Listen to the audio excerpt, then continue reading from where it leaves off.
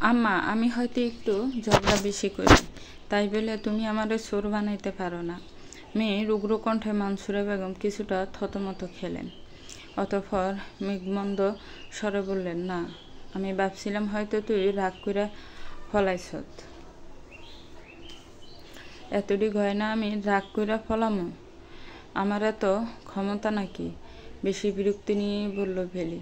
মানসুরা বেগম আর জবাব দিলেন না, চুপ করে ঘর থেকে বেরিয়ে গেলেন। বেলি মায়ের যাওয়ার ফানে তাকিয়ে হতাশ শ্বাস ফেলে তৈরি হওয়ায় মনোযোগ দিল। রাত হলেও বুইয়া বাড়ির সকল ঘরে ঘরে আলো জ্বালানো, নিদ্রার আবাসটুকু নেই কারো চোখে। এতগুলো গহনা হারানোর পর শোকে যেন পাথর হয়ে গিয়েছে মুনিবের বাবা। বিলি রান্নাঘর থেকে খাবার এনে এক এক করে টেবিলে রাখলো সাজিয়ে। তারপর সবাইকেই খেতে ডাকলো। শ্বশুরের ঘরে গেল শ্বশুর শাশুড়ি আর স্বামীকে ডাকতে। ঘরের মাঝে চুপচাপ মা বাবার সাথে বসেছিল মুনিব। বিলি দরজায় দাঁড়িয়েই বলল, মা, খাওয়ান বাড়ছি, খাইতে আসেন। মুক্তা বুইয়া স্বামীর পায়ে তেল মালিশ করছিলেন। বিলির কণ্ঠ পেতে সকলের দৃষ্টি গিয়ে আটকালো দরজায়। জামাল বুইয়া তো চোখ মিলিয়েই ওকে দেখে খ্যাক খ্যাক করে উঠলেন। ও আমার ঘরের সামনে কি করে? ওরে যাইতে বলো মুক্তা। বাড়িতে বউ তুলতে না তুলতে এত বড় সর্বনাশ হইল আমার। ওর লগে কুফা আসলো আমার বাড়ি ডায়। মুনিব বাবার আক্রোশের তীব্র প্রতিবাদ করে বলল, আব্বা, ওর সাথে আপনি ভালোভাবে কথা বলতে পারলে বলবেন, নয়তো বলার দরকার নেই। সব ব্যাপারে আপনি এমন বাড়াবাড়ি করতে পারেন না। দেখছো দেখছো, আমার নিজের ছেলে নাকি আমার লগে এমন আচরণ করতে পারে। বাপের প্রতি ওর কোনো টান নাই। 2 দিনের বউয়ের লাইগা যেন দুনিয়া আটকাই যাইতেছে। 2 দিনের বউ হোক আর 1 দিনের, কথা তো দিয়েছে চিরজীবন পাশে থাকার। আপনার আচরণ ঠিক করেন আব্বা। ঠিক করবো না? কি করবা তুমি? হ্যাঁ? এবার বেলি দরজায় দাঁড়িয়েই উত্তর দিলেন, হ্যাঁ আর কি করব? করতেছে তো উপরালা। আমার গয়না দেওয়ানোর সময় কইছিলেন না এই গয়না আমার শরীরে মানাইব না? এখন চোরের হাতে মানাইতেছে না? এক্কেরে ঠিক কাম হইছে। মানুষেরে ছোট কইরা কথা কইলে তার নিজের উপরে ফিরে আহে, বুঝছেন? বেলির কথা যেন আগুনে ঘি ডালার মতন কাজ করল। জামান বুইয়া আরও রেগে গেলেন। মুহূর্তে চেঁচিয়ে বাড়ি মাথায় করলেন। তিনি তাজ্জব হয়ে যাচ্ছেন রীতিমতো নতুন বউয়ের কথা শুনে। বাড়ির এতগুলো গয়না চুরি হলো, অথচ মেয়েটার মনে কোনো হা হুতাশ নেই। বলে কিনা ঠিক হয়েছে। অবস্থা বেগতিক দেখে মুনিব তাড়াতাড়ি ভিলিকে নিয়ে চলে এলো সেখান থেকে। বাবার শরীর এমনিতেই খারাপ হয়ে গিয়েছে, পরে চেঁচামেচিতে আরও খারাপ হয়ে গেলে সমস্যা। এমনিতেই একটা স্ট্রোক করে ফেলেছেন মানুষটা কিছুদিন আগে। আজকে অতিরিক্ত উত্তেজিত হয়ে আর একটা স্ট্রোক করলে জীবন ঝুঁকিতে পড়ে যাবে। রাত তখন ভালোই হয়েছে। যার যার ঘরে ঘুমিয়ে আছে সকলে, কেবল সজাগ বেলি। আজও দক্ষিণ দিকের জানালাটা মেলে দিঘির সৌন্দর্য মুগ্ধ হয়ে দেখছে। বাড়িতে আজও বিদ্যুৎ নেই। রাত হলেই বিদ্যুৎ থাকে না ইদানিং। অতিরিক্ত গরম কিংবা বৃষ্টি হলে বিদ্যুৎ চলে যায়। বাহিরের মৃদুমন্দ বাতাস এসে গায়ে লাগছে। একদারে কতক্ষণ দাঁড়িয়ে রইল। এরপর পানি খাওয়ার জন্য গেল ড্রয়িং রুমে যেতেই দেখলো কাজের মহিলাটি সজাগ। চা বসিয়েছেন চুলাতে, হয়তো তার শাশুড়ির জন্য। ভদ্রমহিলা আবার চা খেতে পছন্দ করেন। নতুন বউ ঘুমান নাই এখনো? ফরিদা বিবির কথায় রান্নাঘরের দরজায় তাকালো বিলি। পানির গ্লাসটা টেবিলের উপর রাখতে রাখতে বলল, না, ঘুমাইলে কি আর পানি খাইতে আসতে পারতাম? ফরিদা বিবি হাসলেন নতুন বউয়ের কথায়। রান্নাঘর থেকে আর একটু এগিয়ে এসে বিলির কাছাকাছি দাঁড়ালেন। কিছুটা ফিসফিসিয়ে বললেন, জানেন আজ কি হয়েছে? আপনি তো বাড়িতে ছিলেন না। বড় বউ আপনার নামে কি কইছে জানেন? বেলি ভ্রু কুঁচকাল, মাথা নাড়িয়ে জিজ্ঞেস করলো, কি কইছে? ফরিদা বিবি সাবধানী কণ্ঠে বললেন, গয়না চুরির কথা ছড়ায় জানার পর বড় বউ কয় গয়না নাকি আপনি নিছেন, কারণ এর আগে কখনো এ বাড়িতে চুরি হয়নি, আপনি আহনের পর হয়েছে, তাই এর সন্দেহ আপনিই কান্দা করছেন।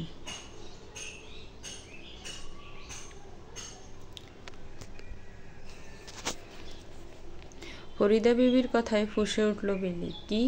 হ্যাঁ, এত বড় কথাটা বলছে? সত্যি? খোদার কসম নতুন বউ?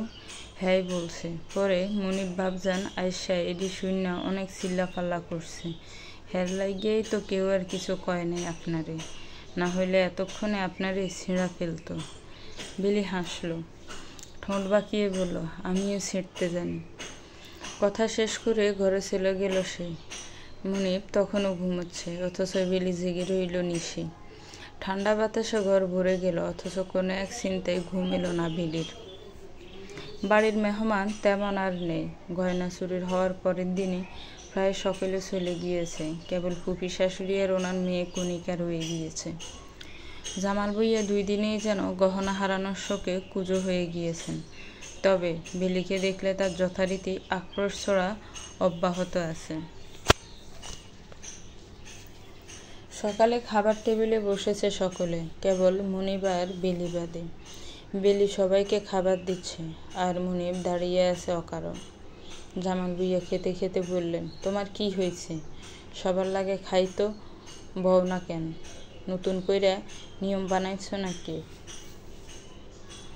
মনিব অকপটে বলল, খিদে নেই। খিদা লাগবো না কেন? প্রতিবেলা এক কথা কও, কাহিনী কি? যেহেতু এক কথাই বলি, তার মানে কাহিনী তো আছে কিছু একটা, যা আপনাদের বলা যাবে না। তাহলে শুধু শুধু জিজ্ঞেস করার কি আছে? এবার মনিবের ফুফু তানু ভুঁইয়া খোঁচা মেরে বললেন, কাহিনী তুই না কইল কি হইছে? আমরা কি জানি না লাগে? বউ পাগল এতই হইছ যখন বউরে ছাড়া খাইতে পারস না। ফুফুর মুখে কোনো কালেই লাগাম ছিল না, তা জানে মনিব।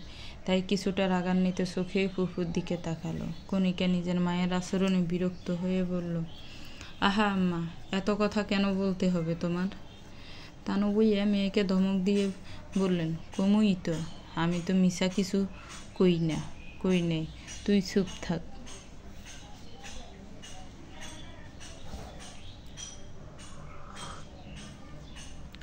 সত্যই কইছেন ফুফু, কিন্তু আপনারে তো কেউ সত্য কইতে কয় নাই এইখানে। আর সেদিন দেখলাম ফুফা আপনার লাইগা খাওনের টেবিলে অপেক্ষা করতেছিল, মাছের অর্ধেক টুকরা রাইখা দিছিল। আপনার বাতের ব্যথা বাড়বো দেখে নিজে মরা ছাইড়ে আপনারে বইতে দিছিল। ফুফার ভালোবাসা আপনি যে নিতেছেন, আমরা কি কিছু কইছি কখনো? তাইলে আপনি কেন এত কথা কইবেন? বুঝান আমারে। বেলির মোক্ষম সময়ে মোক্ষম কথায় চুপ করে গেলেন তানু ভুঁইয়া। মনিব হাসলো চাপা হাসি, ব্রু নাচিয়ে বলল, ফুফি, এজন্য বলি এত কথা সবসময় বলবেন না, বেলির সামনে তো নাই। মনিবের বউকে এত আশকারা দেওয়া যেন মানতে পারল না সামিলে। তাচ্ছিল্য করে বলল, বাপরে, যেমনে বউরে মাথা তুলো মনে হয় বউ না যেন সিন্নি।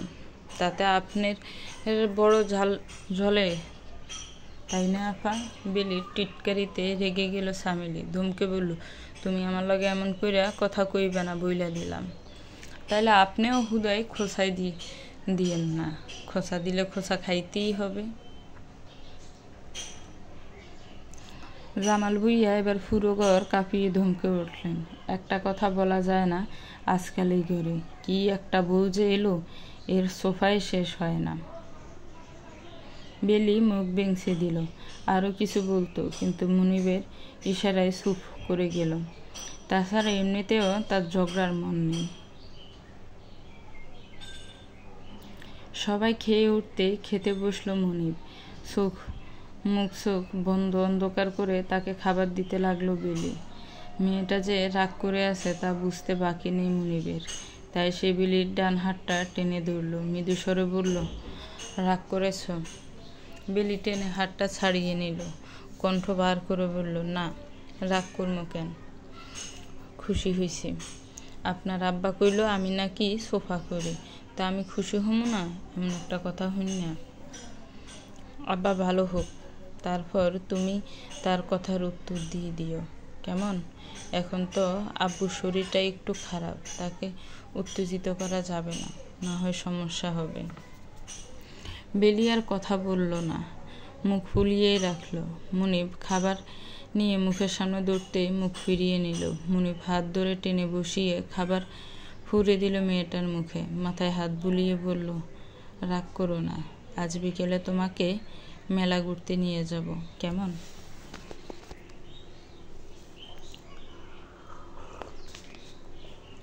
এবার বোধ হয় রাগ পড়ল বেলির। মুখের খাবার চিবুতে চিবুতে থাকা বলল, সত্যি? একদম সত্যি। পুরো বাড়ি ঘুমে নিমগ্ন। হুট করেই চেঁচামেচির শব্দে কান খাড়া হলো মুনিবের। সজাগ হয়ে দেখল এই রাতে বেলি তার পাশে নেই। ড্রয়িং রুম থেকে তাহলে নিশ্চয়ই মেয়েটাই চেঁচাচ্ছে।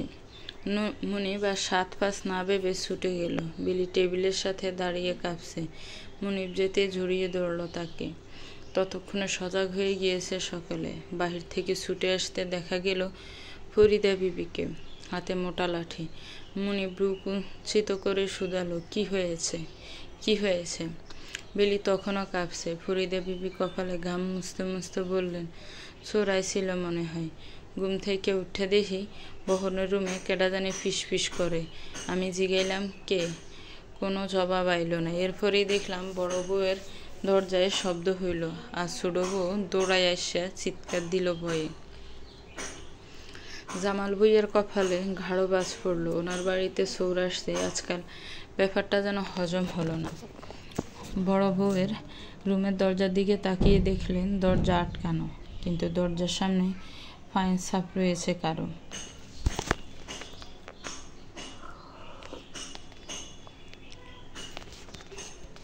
বড় বউ এত বেশি ঘুমে নিমজ্জিত ছিল যে তার দরজায় পরপর অনেকগুলো কষাঘাত করার পর সে দরজা খুলল।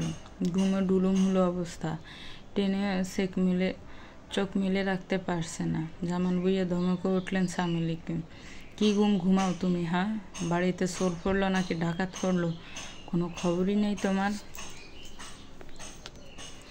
সামিলির ঘুমে বিভ্রান্ত মস্তিষ্ক অস্ফুট স্বরে বলল, চোর আইছিল আবার? চোখ খুললেই দেখো তোমার ঘরের সামনে চোর তার চিহ্ন রাইখা গেছে।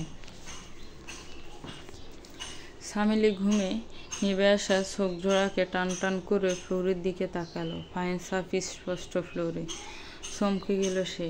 ঘুম এবার ফালালো বোধ হয়। দেখা গেল আতঙ্ক তার মুখে।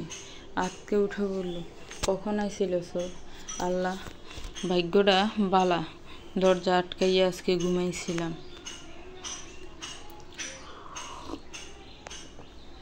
বেলি তখনও মুনিবের বুকের কোনায় লেপ্টে আছে। জামাল ভুঁইয়া সামিলের দিকে গাঢ় সন্দেহ নিয়ে তাকালো। তার যেন বারবার মনে হতে লাগলো সামিলের এই চোখ টেনে আসা ঘুমটা নেহাতে নাটকীয়, কিন্তু সেটা প্রকাশ করলেন না, বরং গম্ভীর কণ্ঠে বললেন, তালেব যতদিন না আসবো তোমার সাথে ফরিদা বিবি ঘুমাইব, তার সঙ্গে নিয়ে আজ থেইকা ঘুমাইবা। শ্বশুরের আদেশ পছন্দ হলো না যেন সামিলের। সে কপাল কুঁচকে বলল, কেন? আমি কইছি তাই। তালেব বিদেশ থেকে আইলে ফরিদা বিবি আবার নিজের জায়গায় ঘুমাইব।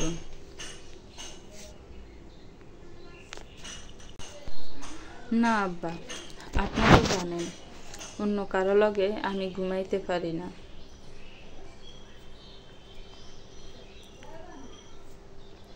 ঘুমাইতে হইব এখন, বাড়িতে যা কীর্তিকলাপ শুরু হয়েছে। তোমারে তো একলা রুমে আর দেওয়া যাইব না। একলা মাইয়া মানুষের রুমে চোরও যদি ঢুকে কি খারাপ হইবে ব্যাপারটা ভাবছো একবার? আর কোনো কথা হইব না। শ্বশুরের সিদ্ধান্ত অপছন্দ হলো সামিলির, কিন্তু জামাল ভুঁইয়া তাতে আশকারা দিলেন না, বরং ফরিদা বিবিকে নির্দেশ দিলেন, তুমি আজ থেকে বড় বউয়ের সাথে ঘুমাইবা, কান সজাগ রাখবা, কে কি করে, কে আসে কে যায় আমারে জানাইবা।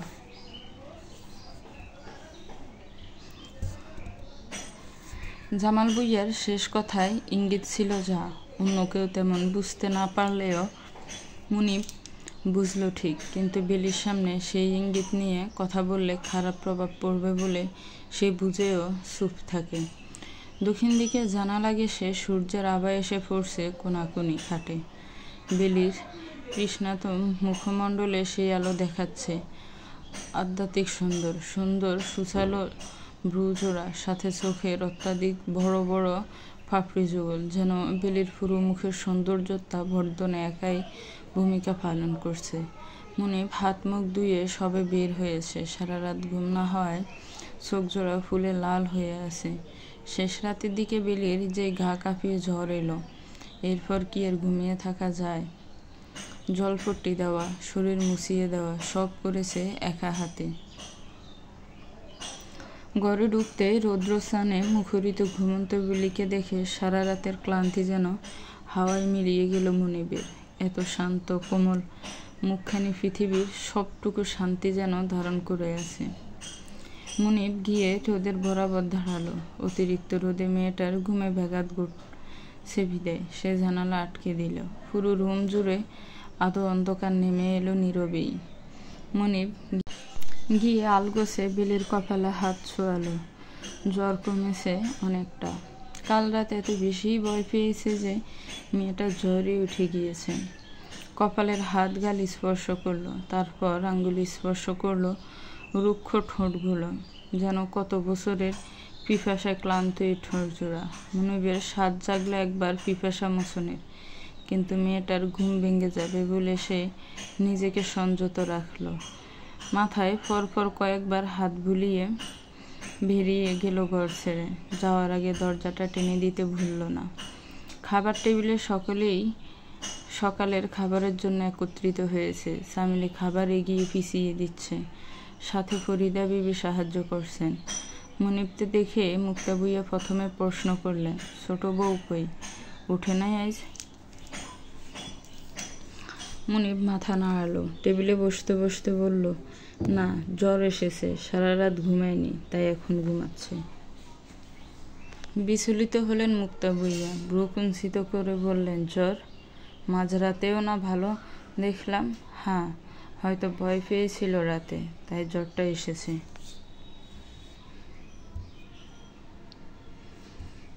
কি যে শুরু হইল বাড়িটাতে। ভূঁইয়া বাড়িতে কখনো চোর পা রাখার সাহস করতে পারে নাই। এই এলাকার কারো এত কলিজা নাই, কিন্তু কয়েকদিন ধইরা হে ভূঁইয়া বাড়িত কিনা চোর ঢুকতাছে। আবার কেমন ডর ডর লাগতাছে। ভয়ে নাই। আপনি কিছু ভাবেন না কি করবেন? মুনিবের ফুফু তানু ভূঁইয়ার কথায় মাথা নাড়ালেন জামাল ভূঁইয়া।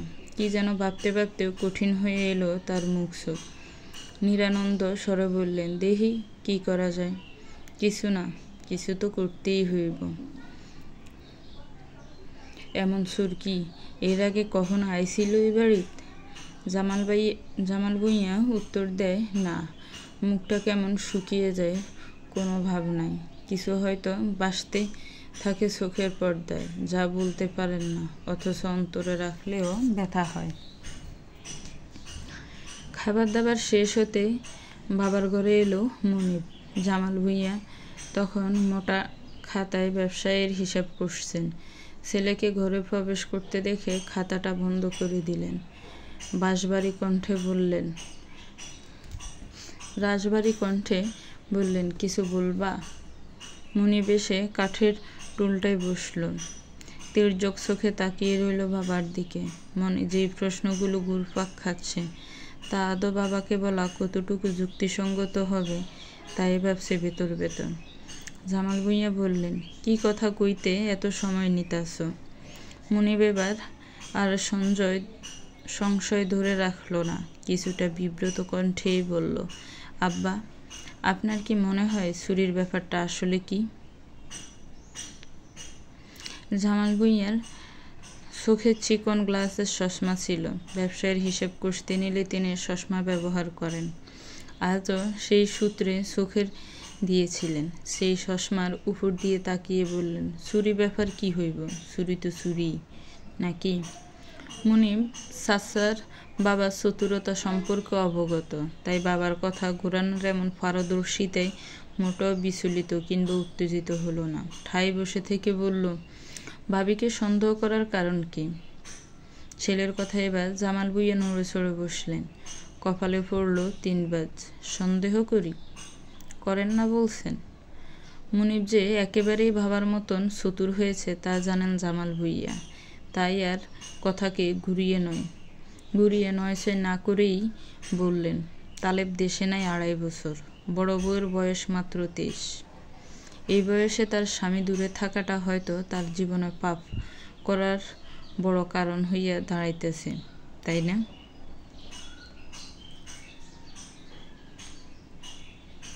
বিনা কারণে সন্দেহ করাটা অমূলক নয় কি? জামাল ভুঁইয়া ছেলের প্রশ্নে মাথা দুলালেন। আলগোছে খাট থেকে নেমে জানালা বরাবর দাঁড়ালেন। বললেন, বহু বছর আগে এমন ঘটনা এই বাড়িতে ঘটেছিল। তুমি তো জানো সেইটা নাকি? সবসময় এক ঘটনাই বারবার ঘটবে তেমনটা তো না। মুনিব, আজ সকালে তোমার জিলহজ চাচা আসছিল, জানো সেইটা? হুট করে কথার প্রসঙ্গ 90 ডিগ্রি ঘুরে যেতে মুনিব অবাক হলো। সুর টেনে বলল, তো গত কয়েকদিন যাবৎ তোমার চাচা রাতে আমাদের বাড়িতে একটা ছেলেকে ঢুকতে দেখেছেন।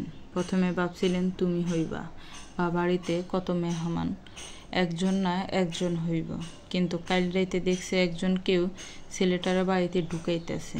মেয়েলি অবয়ব ছিল, অন্ধকারে মুখ দেখে নাই তোমার চাচা, কিন্তু কয়েকবার ডাকাডাকি কইরা জিজ্ঞেস করছে, কিন্তু কোনো সাড়া দেয়নি। চোরকে কেউ নিজে যেছে বাড়িতে আনবো বইলা তোমার মনে হয়?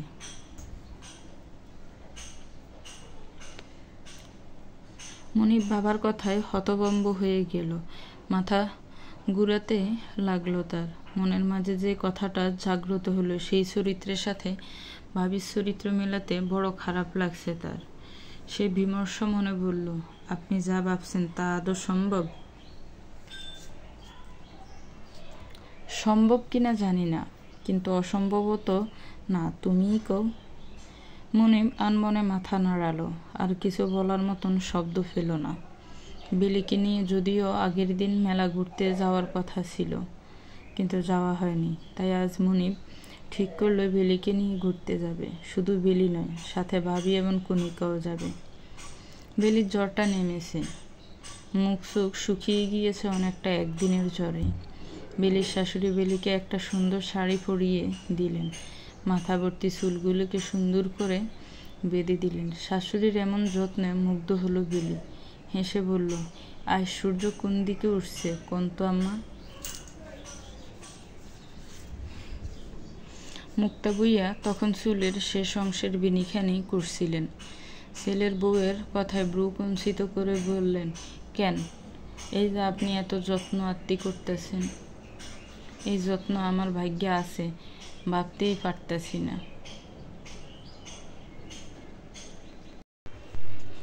মুক্তা বুইয়া চোখ রাঙালেন।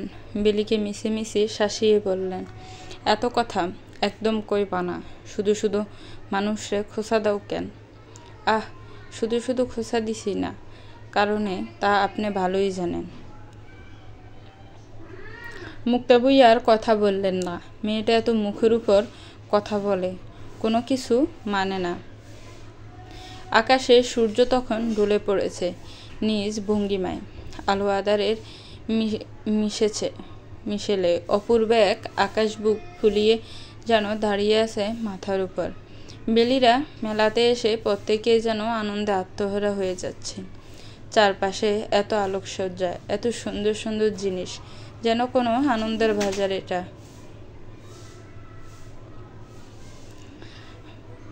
মুনিব পরিচিত একজনের সাথে কথা বলে আসতেই দেখলো বেলি আশেপাশে নেই।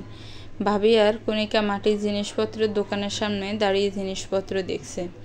মুনিব আশেপাশের চোখ বুলাতে খেয়াল করলো বেলি একটা দোকানের পেছনে দাঁড়িয়ে আছে। মুনিব সেখানে যেতেই দেখলো একটা ছেলে দ্রুত বেগে ছুটে যাচ্ছে। আচমকা মুনিবকে দেখে যেন ভূত দেখার মতন চমকে উঠল বেলি।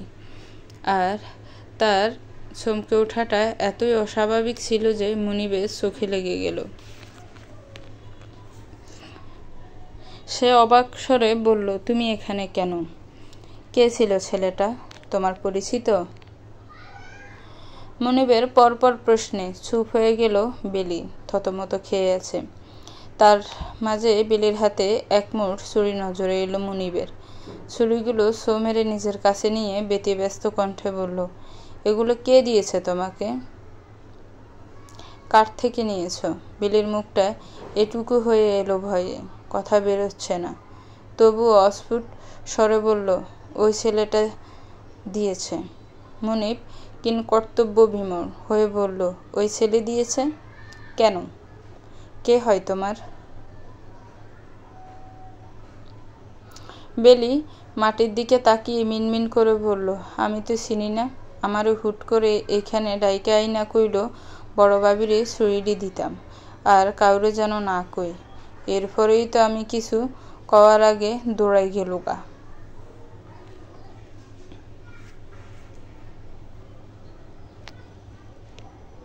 ছাদে আচারের বয়াম রোদে দিয়েছেন মুক্তা ভূঁইয়া। আচার রোদে দিলে দীর্ঘদিন ভালো থাকে, তাই তিনি রোদ উঠলে আচার শুকাতে দেন ছাদে। তাছাড়া বৃষ্টির মৌসুম, সবসময় রোদ পাওয়া যায় না। যখনই রোদ উঠে তখনই রোদের সঠিক ব্যবহার করা উচিত বলে তিনি মনে করেন। মুক্তা ভূঁইয়া আচার রোদে দিতে দিতেই বেলি উড়নচণ্ডীর মতন হাজির হয়।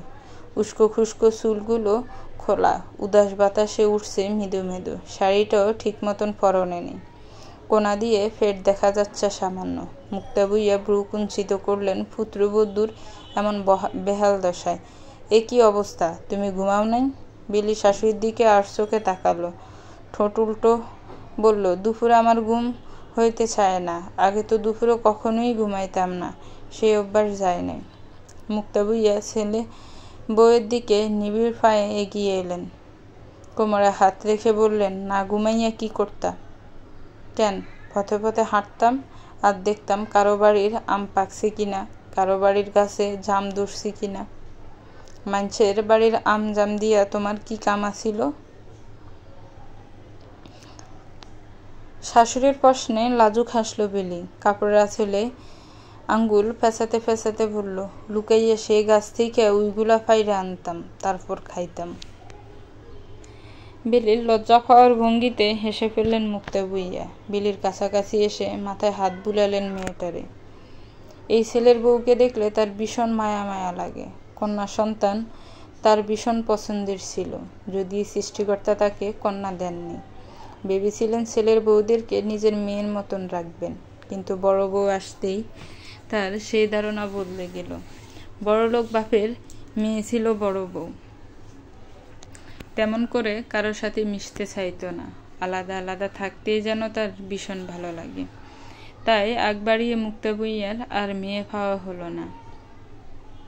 কিন্তু ছোট বউ সেই আফসোস গুছিয়ে দিল যেন। প্রথম যেদিন এলো সেদিনই পুরো বাড়িতে অবিশ্বাস্যকর চঞ্চলতা ছড়িয়ে পড়ল। মেয়েটাকে একটু বেয়াদব লেগেছিল যদিও, কিন্তু দিনে দিনে বড় কাছের হয়ে যাচ্ছে মেয়েটা, বড় মায়া পড়ে যাচ্ছে।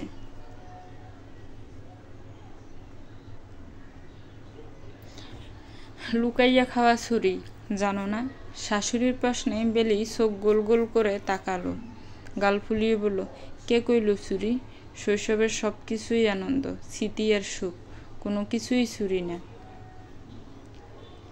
বাপরে, এত জ্ঞানী কথাও জানো তুমি? ভাবছিলাম তো বাসর ঘরের গান ছাড়া তেমন কিছু জানো না হয়তো। শাশুড়ির ঠেস মারা কথায় বেলির গোল গোল চোখ লজ্জায় নিবু নিবু হয়ে গেল।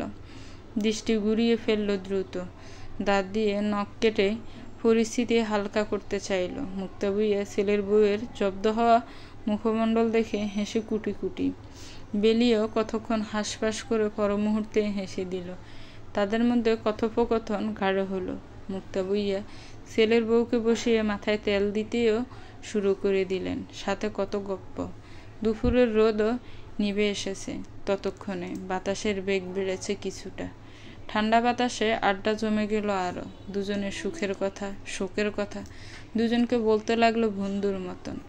আড্ডার এক সময় মুক্তা ভূঁইয়া হুট করে বেলিকে বললেন, একটা কথা সত্যি কইরা বলবা?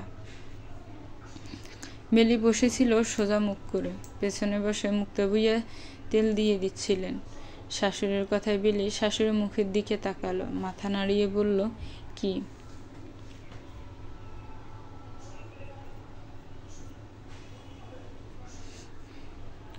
বড় বউরে বলে সেদিন মেলায় একজন চুড়ি দিয়ে গেছিল, এটা সত্যি?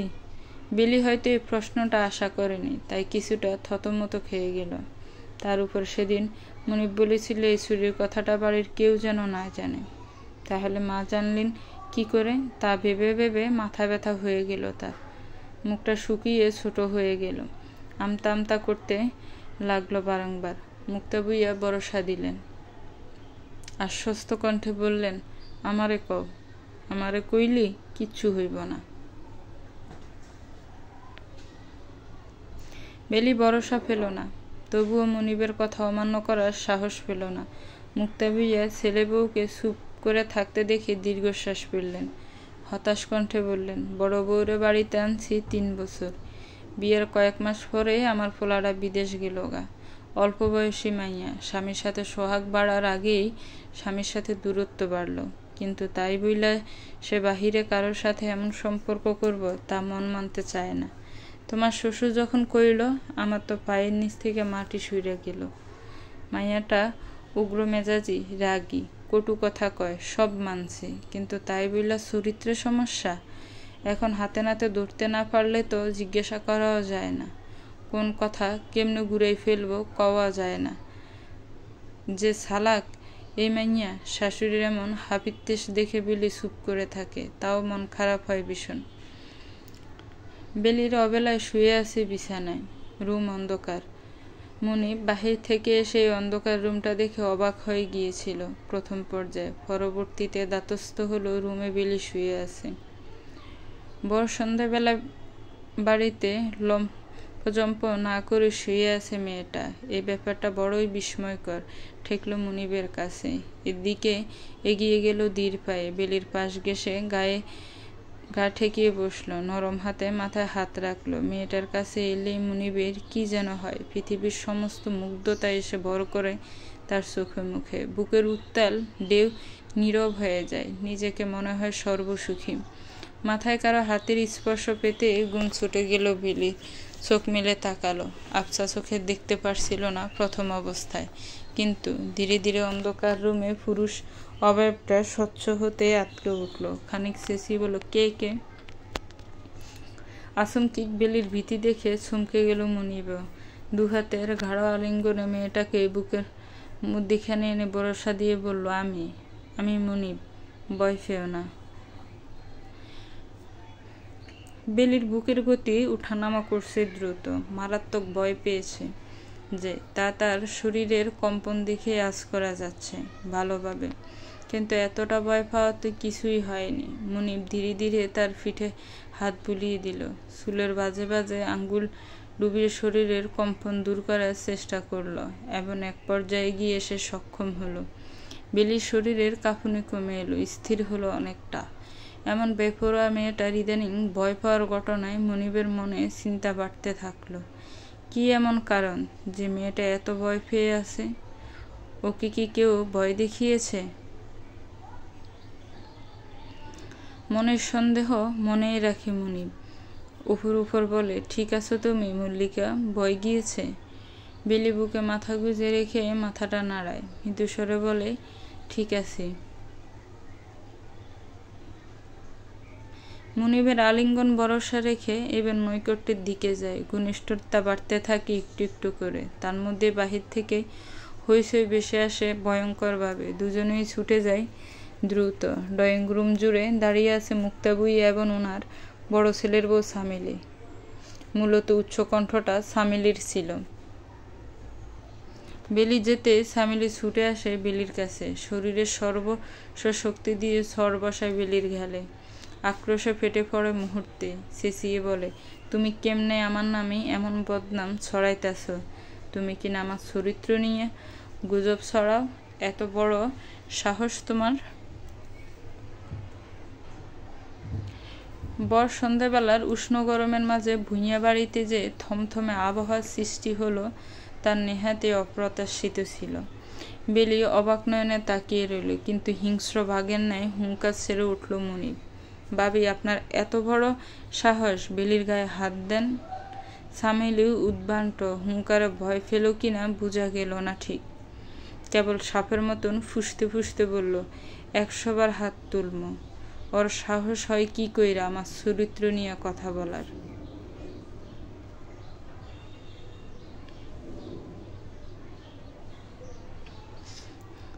হতভম্ব বেলির বিস্ময় কেটে গেল, চোখ মুখে ছড়িয়ে পড়ল তির্যক রাগ। ক্ষোভে ফুঁসে উঠে বলল, এমন ভাব করছেন যেন আপনি মেলা ভালো। আপনার কাহিনী এ বাড়ির সবাই জানে, একটু হলেও নিজেকে সাধু ভাবেন নাকি?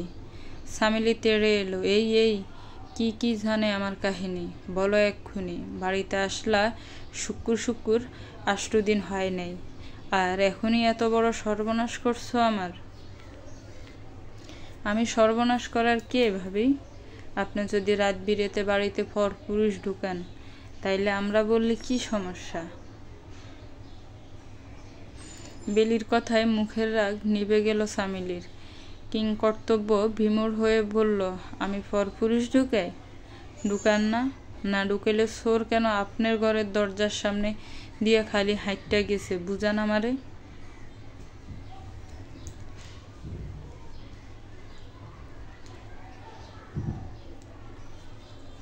সামিলির চোখে মুখে বিস্ময়। ভাব এমন করছে যেন এর সম্পূর্ণ কিছুই তার মাথার উপর দিয়ে যাচ্ছে। বেলি কুটিল হাসল। আরাম করে সোফায় বসতে বসতে বলল, আফা, আপনার বিয়ের দিন নাকি আপনার চাচাতো ভাই অনেক ঝামেলা করছিল। কেন করছিল? সামিলির মুখ ছোট হয়ে এলো। কথার মোড় ঘুরে এমন স্পর্শকাতর অংশে গিয়ে দাঁড়াবে সে বোধ হয় এটা আজ করতে পারেনি।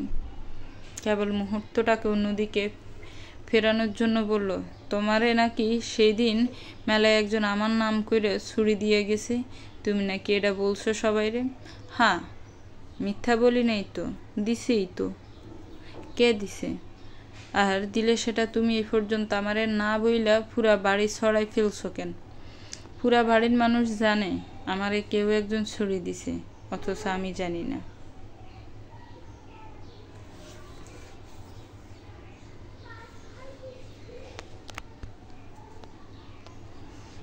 আমি পুরা বাড়ি ছড়াই নাই ভাবি, আপনার দেবর জানতো খালি।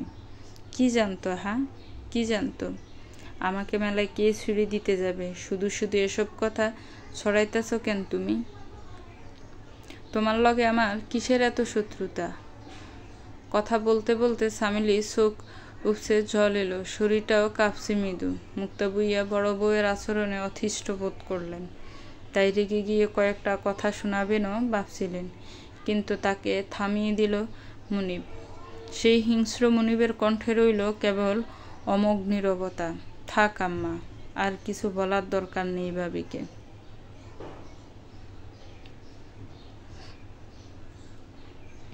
ছেলের বারণের উঠতে গিয়ে কিছু বলার মতন মা মুক্তা বুইয়া নন, তাই তিনি থেমে গেলেন।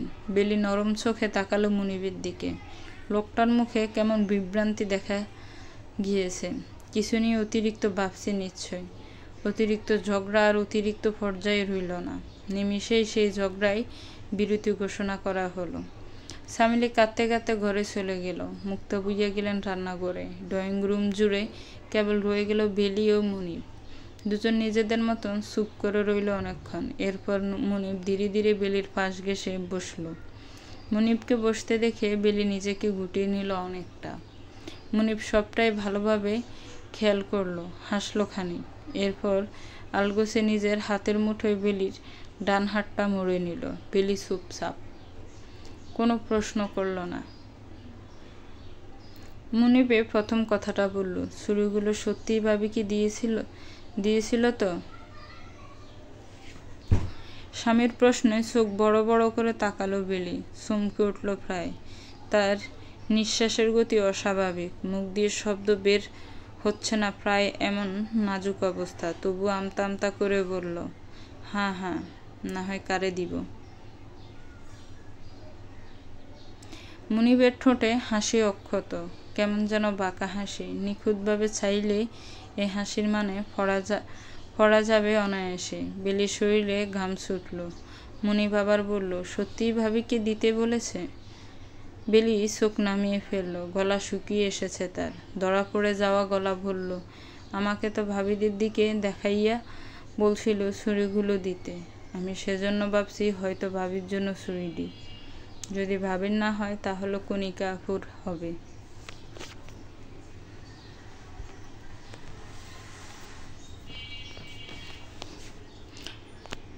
তুমি যদি নাই জানো সঠিক ভাবে ছুরিগুলো কার, তাহলে কেন ভাবির নামটা উচ্চারণ করেছিলে? মুনিবের প্রশ্নে বেলির মুখটা এটুকুন হয়ে গেল, থুতনির সাথে লেগে গেল বুক।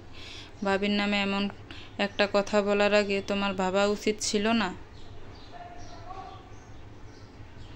আপনিও তো সঠিকভাবে জানেন না ভাবি সত্যি কথা কইতেছে কিনা, তাইলে কেন ভাবির পক্ষে কথা কইতেছেন?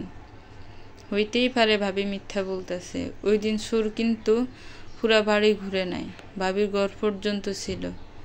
এত ঘটনার পরও আপনি কেন ভাবির পক্ষ নিতেছেন? বেলির অভিযোগ মাখা কথায় মুবিন শ্বাস ফেলল। বেলির মাথায় হাত বুলিয়ে বলল, আসলে ভাবির চরিত্র নিয়ে এসব মানতে পারছি না। না পারার কি হইল? আমি যেদিন আপনাকে বাড়িতে আইলাম সেদিন ভাবি টিটকেরি মেরে কইতেছিল আপনার নাকি ভাবির প্রতি টান আসছিল, ভাবি সুন্দর ছিল বইলা। ভাবি যদি এমন কইতে পারে আপনারে নিয়ে, তাইলে আপনি তার পক্ষ ধরেন কেন? বেলির প্রতিটা কথাই যুক্তিসঙ্গত, তাই মুনিব আর রাগ করল না। কেবল বেলির চুলের বাজে আঙ্গুল ডুবিয়ে আপন মনে কি যেন ভাবল। টানা কয়েকদিন যাবৎ বৃষ্টি হচ্ছে, কালবৈশাখী জ্বরে নড়ে চড়ে যাচ্ছে যে চারপাশ। বাগান থেকে হরেক রকমের ফুলের ঘ্রাণ ভেসে আসে জড়ো হাওয়ায়। বেলি উন্মাদ হয়ে যায় ঝড় ছুটলেই, বৃষ্টিতে ভেজা যেন তার নেশা। এই তো কিছুক্ষণ আগে দুপুরের তীব্র রোদের আকাশ মুহূর্তে অন্ধকার করে শুরু হয়ে গেল ঝড়। বেলি তখন রান্নাঘরে ছিল, শাশুড়ির সাথে রান্নার কাজে নিমগ্ন। রান্নাঘরে জানালা দিয়ে বাতাস আসতে বেলির মন ফুরফুরে হয়ে গেল। বাচ্চাদের মতন বেজায় আনন্দিত স্বরে বলল, মা, বৃষ্টি আসবো লাগে। মুক্তা বইয়া মাছ বাছছিলেন, দৃষ্টি তার কালো কড়াইতে ছিল। পুত্রবধূর কথায় তিনি দৃষ্টি নড়চড় না করেই বললেন, হ, বাতাস তো তাই কইতেছে। বেলির আনছান আনছান মন উন্মাদ হয়ে যাচ্ছে বারে বারে। জানালার দিকে চোখ চলে যাচ্ছে তার, কিন্তু শাশুড়িকে বলার সাহস হচ্ছে না তার চঞ্চল মনের আবদার। এর মাঝে আকাশ কাঁপিয়ে বৃষ্টি এলো। বৃষ্টির অনন্ত দ্বারায় বয়ে গেল আঙ্কিনা। বেলি খুশি মনে বারবার জানালা দিয়ে বাহিরে হাত বের করে দিচ্ছে। মুক্তা বুইয়া সবটাই দেখলেন নীরব চোখে, কিন্তু বেলিকে কিছু বললেন না। অবশেষে বেলিয়ে গাইগুই করে আবার শাশুড়িকে ডাকলো, মা, আপনি বৃষ্টি পছন্দ করেন? করতাম, যখন তোমার মতন বয়স ছিল। এখন বয়স বদলাইছে, চাহিদাও বদলাইছে। বেলি শাশুড়ির দিকে তাকালো, কাজ শিখিয়ে তুলে জড়িয়ে ধরল তাকে। বাচ্চা মেয়েটির মতন আবদার করে বলল, চলেন না একটু ভিজি। বয়স বাড়লে চাহিদা বদলায়, কিন্তু বৃষ্টিতে ভিজার আনন্দ সব বয়সে একই থাকে। আহেন না মা, একটু ভিজি। বেলির আচমকা জড়িয়ে ধরাটা এতটাই অপ্রত্যাশিত ছিল যে মুক্তা বুইয়া অবাক হয়ে গেলেন। তার উপর এমন প্রাণখোলা আবদার। তিনি কতক্ষণ শক্ত চোখে তাকিয়ে রইলেন পাথরের মতন। বেলি দ্বিধায় পড়ল, তাই হাতের বাঁধন আলগা করতে চাইল, কিন্তু তার আগে মুক্তা বুইয়া তাকে আরো শক্তপোক্তভাবে জড়িয়ে ধরলেন। আহ্লাদ করে বললেন, ভিজবা তুমি বৃষ্টিতে? চলো। আজ রান্নাবান্না সব হবে পরে, আগে আমরা আনন্দ কইরে লই। খুশিতে আত্মহারা বেলি শাশুড়িকে নিয়ে এক ছুটে বাড়ির বাহিরে চলে গেল। বাড়ি বর্ষণে ভিজে গেল দুজনেই। তাদের খিলখিলিয়ে হাসি বুইয়া বাড়ির প্রাঙ্গণে প্রেমের বীণা বাজাতে আরম্ভ করল। বারান্দায় দাঁড়িয়ে থাকা মনে মুগ্ধ হলো এই দৃশ্যে। জামাল বুইয়া কাজ করছিলেন ঘরে।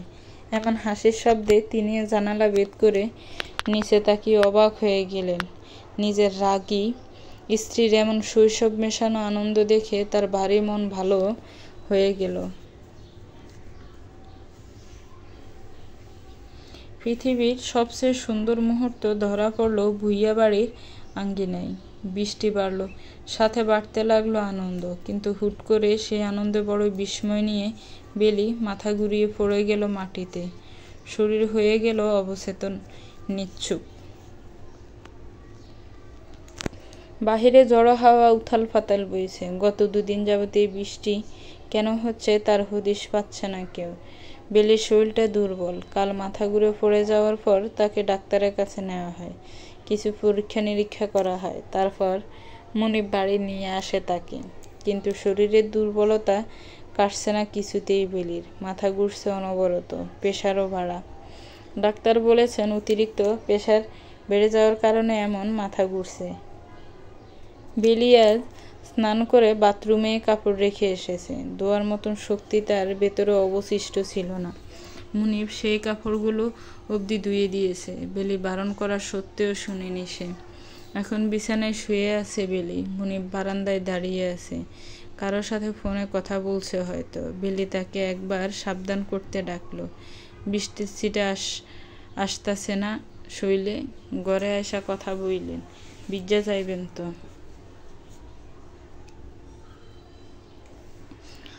মনি ফোন কানে রেখে বারান্দার দরজা দিয়ে উকি মেরে হাসল। ঠোঁট কামড়ে হাসি চেপে বলল, আসছি। বেলিও হাসির বিপরীতে হাসি বিনিময় করল। বৃষ্টির থামাথামির নাম নেই। মুনিব কথা বলে ঘরে এলো। বেলির পাশ ঘেঁষেই বসল। স্নেহ ভরা হাতে মাথায় হাত বুলিয়ে দিল। বেলির উষ্ণ আদরে চোখ বন্ধ করে রাখল। অনেকটা নীরবতায় সময় কাটার পর মুনিব হুট করে বলল, উড়ন চণ্ডী, একটা কথা বলবে? বেলি চোখ মেলল, প্রশ্নাত্মক দৃষ্টিতে তাকিয়ে বলল, কি? তুমি কি বিয়ের আগে কাউকে পছন্দ করতে? মুনিবের প্রশ্নে থতমত খেল বেলি। গোল গোল চোখ করে তাকিয়ে বলল, কেন? এমন কথা জিজ্ঞাসা করেন কেন? না, হতেই তো পারে বিয়ের আগে তুমি কাউকে পছন্দ করতে। এমন কথা কেন কইতেছেন সেটা তো বলবেন। এই যে তুমি আমার কাছ থেকে দূরে দূরে থাকো, সেজন্য বললাম। এবার বেলির উদ্দীপনা নিভে গেল। মুনিবের থেকে চোখ সরিয়ে নিল সে। ঠোঁট কাঁপলো কথা বলতে গিয়ে। অস্ফুট স্বরে বলল, সেটা তো। কথা শেষ হতে দিল না প্রকৃতি। তার আগে নিচ থেকে জামাল ভূঁইয়ার ডাক ভেসে এলো। ভয়ঙ্কর রকমের চেঁচিয়ে ডাকছেন ভদ্রলোক। বাড়িতে ডাকাত পড়লেও মানুষ এত জোরে জোরে চিৎকার করে না যতটা জামাল ভূঁইয়া করছেন। চমকে উঠল মুনিব, বেলি দুজনেই। বেলি উঠতে নিলে মুনিব তাকে উঠতে নিষেধ করে। নিজেই ছুটন্ত পায়ে ঘরের বাহিরে চলে যায়।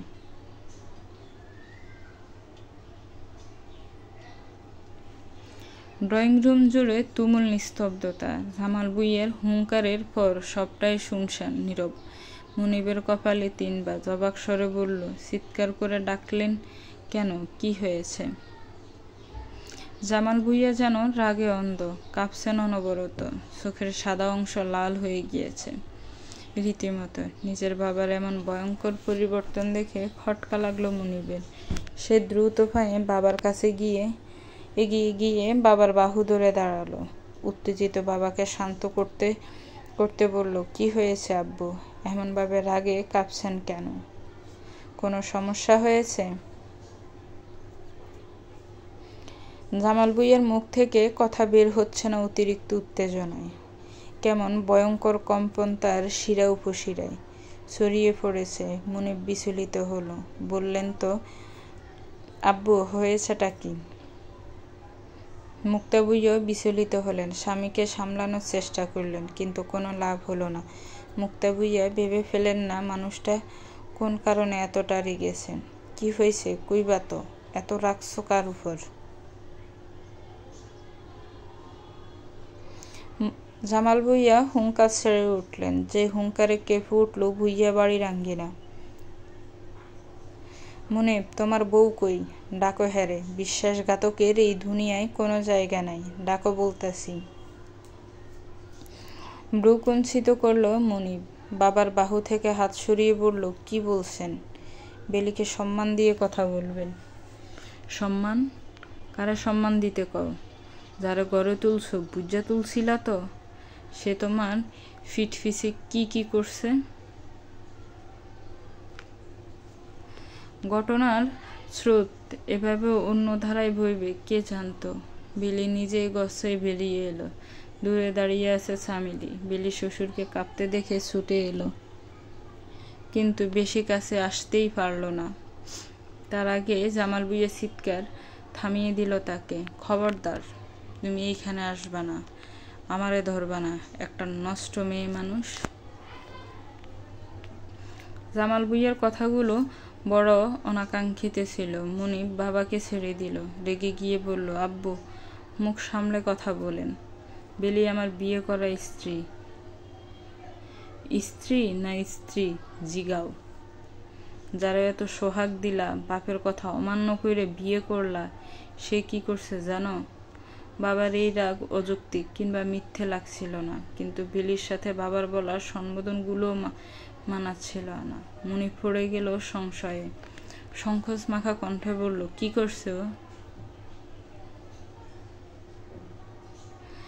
জামাল ভুইয়া সেন্টার টেবিলের উপর থেকে একটি রিপোর্ট এগিয়ে ধরল মুনিবের দিকে। তাচ্ছিল্য করে বলল, তোমার বউ ফুয়াতি, কিন্তু সে বাচ্চার বাপ তুমি নও।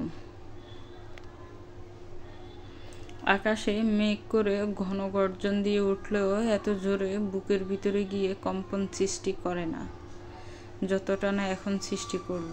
মুক্তা বুইয়া মুখ চেপে ধরলেন বিস্ময়। দূরে দাঁড়িয়ে থাকা চামেলিও চোখ বেরিয়ে আসার উপক্রম। চমকে উঠল ভেলি। কি কি কন এডি? আমি কি কই তুমি জানো না? এত বড় বেঈমান আমার বাড়িতে আছে, এটা ভাবলেও তো আমার মাথায় রক্ত উঠে যাইতেছে।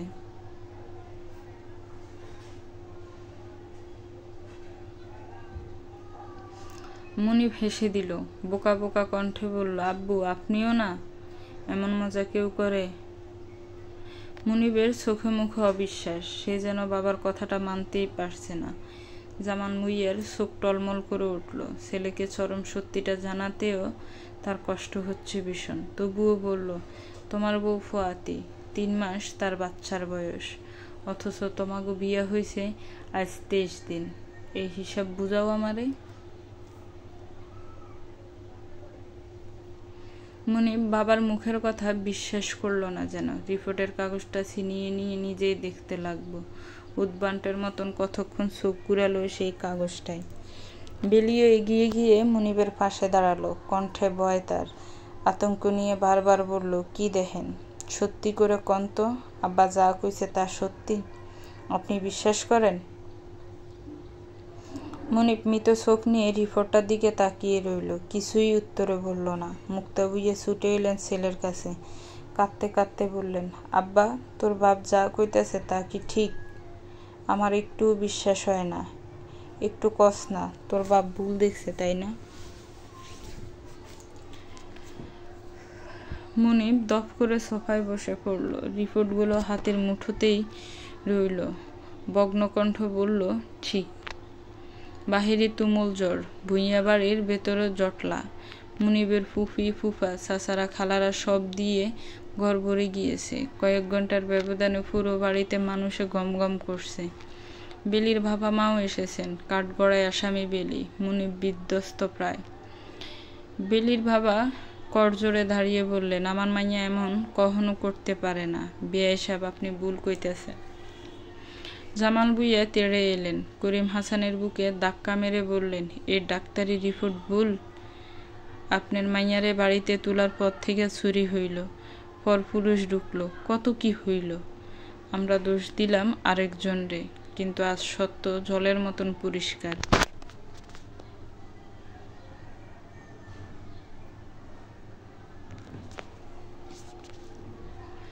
পুরো ঘটনায় যে সবচেয়ে বেশি খুশি হয়েছেন সে হলো মুনিবের ফুফি তানু বুইয়া। তিনি তো সোফায় পা দুলাতে দুলাতে মুখ বেংচিয়ে বললেন, প্রথম থেকে এই মাইয়ারে আমার সন্দেহ হইতো। কি সোফা মাইয়ার! আইজ হইল তো শান্তি। বেলির মা ফাঁ ধরলেন জামাল ভুঁইয়ার। বেলির বাবাও তাই করলেন, কিন্তু বেলি নিরুত্তর। জামাল ভুঁইয়া এমন নিরুত্তর বেলিকে দেখে আরো খেপে গেলেন। কার লাইগা আপনারা ফাঁ ধরেন? ওই দেখেন আপনাগো মাইয়া কি সুন্দর ওইখানে দাঁড়াই আছে, দেখছেন? সত্য ছাপা দিতে পারবো না, তাই চুপ করে আছে। এই বেইমানের শাস্তি পাইতেই হইব।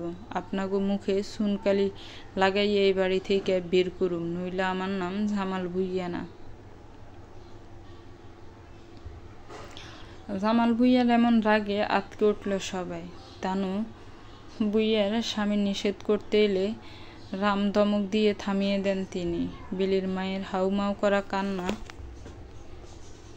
আরো বাড়তে থাকে। ছুটে গিয়ে মেয়ের গালে অনবরত শট দিতে দিতে বলে, মুখ ফুড়ি, তুই ক সব মিথ্যা, সবাইরে ক এই কথাও সত্যি না। মায়ের চিৎকার মা করতেই থাকে। বেলি একদিনে তাকিয়ে থাকে মুনিবের দিকে, তারপর সর্বহারা অবাগিনীর মতন প্রাণহীন পায়ে মুনিবের কাছে এগিয়ে যায়। আসন পেতে বসে মুনিবের পায়ের কাছটায় এক বুক আশা নিয়ে মুনিবকে শুধায়, আপনি তো আমারই বিশ্বাস করেন তাই না? আপনি তো জানেন আমি কেমন, বিশ্বাস করেন তো নাকি? বিধ্বস্ত মুনিব চোখ তুলে অবধি তাকায় না। কাঁদতে কাঁদতে চোখের কোণা লাল হয়ে গিয়েছে ছেলেটার। সে দু হাতের আঁচলে মুখ চেপে ধরে অস্ফুট স্বরে বলল, আমি তোমায় ভালোবেসেছিলাম মল্লিকা, তুমি এভাবে ঠকাতে পারলা? এরপর পরিবেশ বিধ্বস্ত, নিস্তব্ধ। কেবল মুনিবের হু হু কান্নার শব্দ গায়ে কাটা দিয়ে উঠে সকলের। বেলি হাসে, ভিড় করে বলে, কে কারে ঠকাইল তার বিচার না হয় গোপনে হইব। এরপর ভাগ্যবিধাতার ইশারায় সব খারাপটা হয় বেলির পরিবারের সাথে। বেলির মাথার চুলগুলো ফেলে দিয়ে মুখে কালি মাখিয়ে এই ভোর সন্ধ্যাবেলা পুরো গ্রামে ঘুরানো হয়। বেলিও ঘুরে। মুনিব হাজারবার বাবাকে নিষেধ করে, কিন্তু জামাল ভুঁইয়া সেই নিষেধ মানলে তো? বেলির বাবা মায়ের আকুতিও শোনে না কেউ। পুরো গ্রাম ঘুরিয়ে এরপর গ্রাম থেকে বের করে দেওয়া হয় মেয়েটাকে। ও একটাবার ফিরেও তাকায় না, একটাবার নিজের পক্ষে কিচ্ছু বলে না। হয়তো বুঝে গিয়েছে ওর ভাগ্য আজ ওর বিপক্ষে। মুনিব মাথা ঘুরে পড়ে যায় শেষমেশ। এত কঠোরতা সে মানতে পারে না হয়তো। সপ্তাহখানেক পর রাতের আকাশে ভীষণ জোরে জোরে বজ্রপাত হচ্ছে। খুব তাড়াতাড়ি বৃষ্টি আরম্ভ হবে হয়তো। জানালার কাছের টেবিলটায় বসে আছে মুনিব, উদাস দুটি চোখ। হুট করে মাঝরাতে তার দরজা খোলার শব্দ হতে সে চমকে ওঠে, দরজার দিকে তাকায়। সামিলি সেখানে দাঁড়িয়ে আছে লাল টুকটুকে শাড়ি পরে। মুনিব ভাবিকে দেখে কিছুটা অবাক স্বরে বলে, আপনি এখানে? এখানে কি আপনার? সামিলি দরজাটা সিটকিনি টেনে দেয়। কামুক হাসি দিয়ে এগিয়ে আসে মুনিবের দিকে। লাল লিপস্টিক দেওয়ার ঠোঁটগুলোকে বাঁকিয়ে ইশারা করে। দেহের অঙ্গভঙ্গি গুরুতর অশ্লীল। মুনিব আবার বলে, কি চান? এখানে আপনি কি জন্য আসছেন? সামিলি এবার মুনিবের দিকে এগিয়ে গিয়ে মুনিবের গলা জড়িয়ে ধরল। মুনিবের ঠোঁটে ছোট চুম্বন এঁকে বলল, কি আর চাওয়ার আছে আমার? তোমারে চাই, একদম কাছাকাছি চাই। কতদিন হইল দেহটা আমার উপোস কইরা শুকাইতেছে, আর কতদিন দূরে রাখবা আমারে?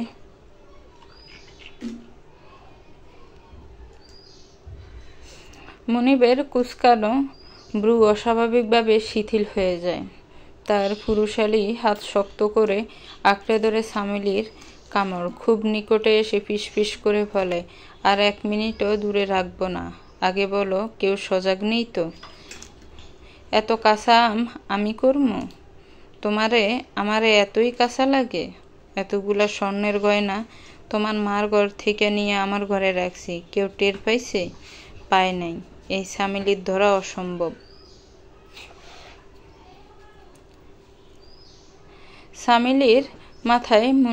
সামিলির কথায় মুনিব হাসে। সামিলির গালে সফাস করে চুমু খেয়ে বলে, মেয়েটা প্রথম দিন এসে বেশি সন্দেহ করেছে।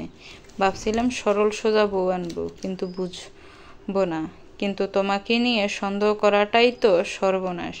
সেজন্য তাড়াতাড়ি বিদায় হতে হলো। 3 মাসের বাচ্চা পেটে এমন একটা ডাক্তারি রিপোর্ট না হলে বিদায় করতে সমস্যা হচ্ছিল। এতভাবে চেষ্টা করেও কিছু হচ্ছিল না। এক ছেলেকে দিয়ে ছুরি দেওয়ালাম, বাড়িতে ঢুকিয়ে মারার ভয় দেখালাম আরেকটাকে দিয়ে, তবুও মেয়েটা যাওয়ার নাম নিল না। তাই এভাবেই বিদায় করতে হলো। মনিবের কথায় মুখ ব্যাংসালো সামিলি, ভ্রু নাচিয়ে বলল, তার জন্য এখন দরদ লাগে নাকি গো? আমার তো সব দরদ তোমার জন্যই। কথাটা বলে দুজন দুজনের খুব নিকটে চলে এলো। সারা বাড়িতে বিদ্যুৎ বিচ্ছিন্ন হলো, অথচ তাদের এই অনৈতিক নৈকট্যের ভাব কমল না। দূর আকাশ বিদ্যুৎ চমকালো আবার। সেই রূপুলি আলোয় ভুইয়া বাড়ির চন্দ্র মল্লিকার ফাড়ে বসা বেলির কালো শরীরটা দেখা গেল। চকচক করে উঠল তার হাতে থাকা ধারালো ছুরিটা। খুব শান দিয়ে নিয়ে এসেছে মেয়েটা। ছুরিটার দিকে তাকিয়ে হাসল বেলি, ভিড় করে বলল, বেইমানের শাস্তি কেমন হয় আপনার বাপ তা জানে না। কাল যখন আপনা গড়ে জড়াজড়ি কইরা মুইরা ফুইরা থাকতে দেখব, তখন বুঝবো শাস্তি কি। তারপর গুনগুনিয়ে গান গাইতে গাইতে দিঘির মাঝে পা ডুবিয়ে দিল মেয়েটা। বাতাসের সাথে ভেসে আসতে লাগলো বাগানের মল্লিকা ফুলের ঘ্রাণ। তার সাথে ভেসে এলো মানুষ মল্লিকার খিলখিলিয়ে হাসি। মানুষ ভুলেই গেছে মেয়ে ফুলের সুবাসকে দমানো যে কঠিন। গল্পটা কেমন লেগেছে একটি কমেন্টস করে জানাবেন। গল্পটা ভালো লাগলে একটি লাইক করবেন, গল্পটাকে শেয়ার করবেন, আর আমার চ্যানেলটাকে প্লিজ সাবস্ক্রাইব করবেন। যারা অলরেডি সাবস্ক্রাইব করেছেন তাদেরকে অনেক অনেক ধন্যবাদ। সুস্থ থাকবেন, ভালো থাকবেন, আমার চ্যানেলের সাথেই থাকবেন। ধন্যবাদ। আসসালামু আলাইকুম।